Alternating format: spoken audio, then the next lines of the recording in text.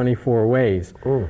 But as years have gone by, I know he lightened up a little bit. He said because they're just not ready to do those kind of hours. So I do use some of his things back, like I say, the things that I first started with. I do those, and if a student gets far enough, I'll push him into the other things. Okay. Blue Monk was obviously a blues by Thelonious Monk. Do you think the blues are important to learn as a guitar player, jazz blues? Yes, Okay. terribly. Terribly. I have the students do something when they get to the blues scales, write out different sets of changes, show them how to use the scales and apply them. But you have to do a blues slowly every day with no double time. It forces you to get a feel for the blues, and the no double time forces you to make a melody because you can't dazzle yourself with your technique, so you're forced to face a melody. If you can do that on a slow blues, get that feeling, the nuances that a blues has, just like a speaking voice. I mean, when we speak, there's pauses, you get louder and softer. That has to be in the music. A slow blues starts to nurture that, so that when a player later goes up and he's playing through a medium or an up-tempo tune, he doesn't sound like a mechanic. He can translate that, or it grows out of that. So that's important. And the blues is part of the feel of the music. It's got that dark, earthy feel, that little gospel touch to it, and so that's important as a stepping stone. I do a couple of minutes of blues every day, never miss. Oh, that's good to know. That's good to know. Would you mind playing another song? No, okay. Okay.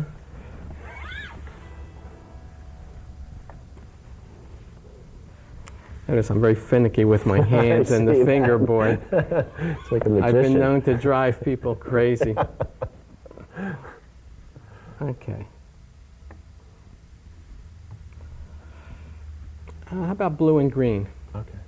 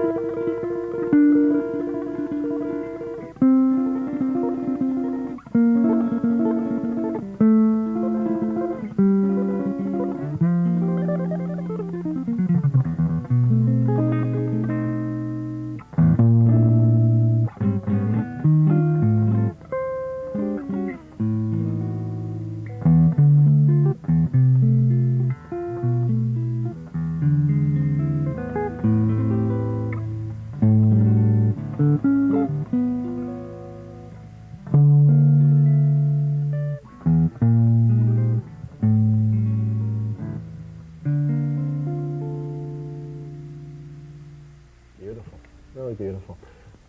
Unexpected at the end as well. You are a true master of the guitar.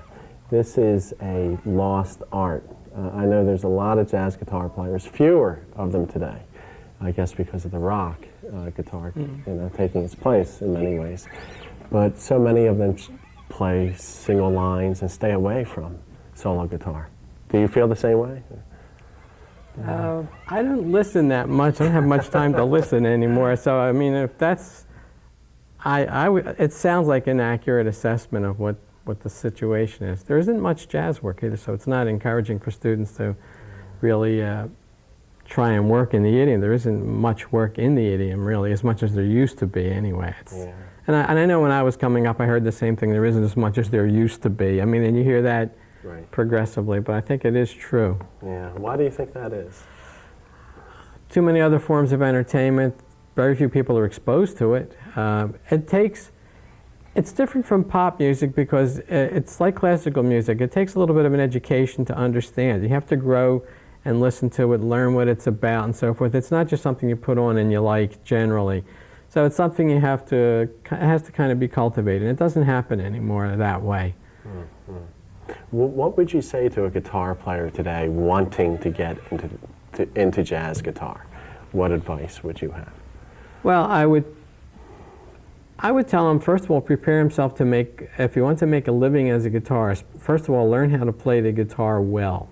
Don't neglect anything. Learn how to read well, learn your chord voicings and everything else. And then I also tell him to get a master's degree in music in case that doesn't pan out so that he can maybe teach at the high school or college level. Right. But as far as the aesthetics, I would tell them find the best teacher you can, listen to the best music, and that's a factor too. When I first started studying with Dennis, he said, well, I said, who should I listen to? He said, well, go get a Charlie Parker recording. Well, if he said to go get a Charlie Parker recording, I got it. And I went and got it, and I listened to it. I said, wow, it's a lot of notes. I don't know what's going on here. But I didn't put the thing down, and that's a difference between students. Students have to have faith in what the teacher hears. So if I tell a student, listen to Art Tatum, and he comes back and says, I didn't like it, I'm not going to listen to it anymore. I say, listen to it till you like it. Because you have to approach, the music is up there, and you're here when you're starting out, like in any field. So you have to learn to approach that. When you start hearing what's going on in the music, then all of a sudden you'll start to appreciate it, and hence you'll probably get an ear and you'll develop in that area. So it involves a lot of listening too. Sure. I think these great geniuses like Monk and Coltrane, they were so dissonant and out there. And it's because we don't have the acquired, not you and I, but the typical public doesn't have the acquired, educated ear it takes. Person wants to listen to jazz, they shouldn't, first of all, you shouldn't start out with, say, like Coltrane at the Village Vanguard.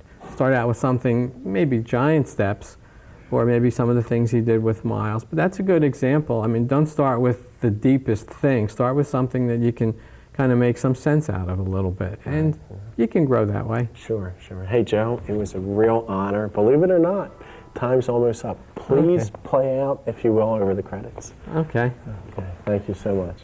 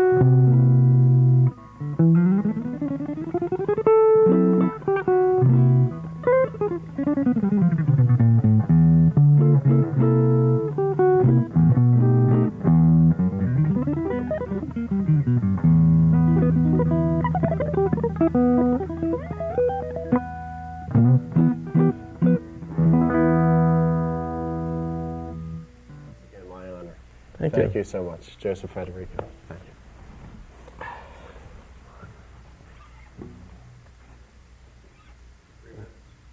Okay. Okay, we'll edit this. I'll edit this. We have 3 minutes left. I got the time for 10, but I didn't get the 5. So I was doing it in my head and figured I was just, that's why we're not on.